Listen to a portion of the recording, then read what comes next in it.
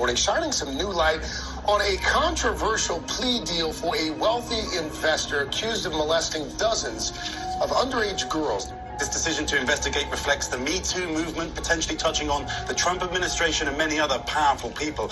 And most important, of course, it impacts the women who took the risk to come forward.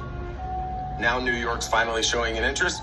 My clients were all on board and had been all on board for 10 years. I had heard that there was an investigation by the FBI in New York and the U.S. Attorney in New York. Even though it felt as though the victims were completely abandoned by the entire criminal justice system, I never gave up over the years, hoping that some measure of justice would eventually come to the victims. I had a pretty good inkling that something was going to happen because the FBI, along with detectives from NYPD, were down here in Palm Beach interviewing numerous people over the last 3 months. I was contacted by the FBI. They told me that they had this investigation going on in New York and they wanted to get, as much information as they could. I told them that they needed to look out for their victims. I told them that if they were going to do this thing, they needed to really do it. I was so angry that I just wanted to, make him pay. So at that point, I reached out, which led to a 5-hour meeting with the FBI, and they flew out to LA to meet with me, and that was super intense, but it finally felt like we were getting somewhere. I had interviewed with some authorities, so we knew they were closing in.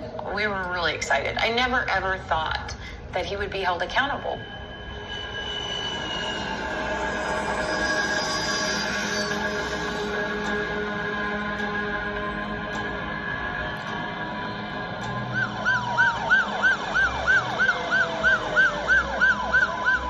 Breaking news overnight. Jeffrey Epstein arrested at a New York area airport. Jeffrey Epstein was arrested at New Jersey's Teterboro Airport after returning on a flight from France. The 66-year-old hedge fund manager was arrested on federal charges related to sex trafficking. He has a bond hearing scheduled for Monday in New York.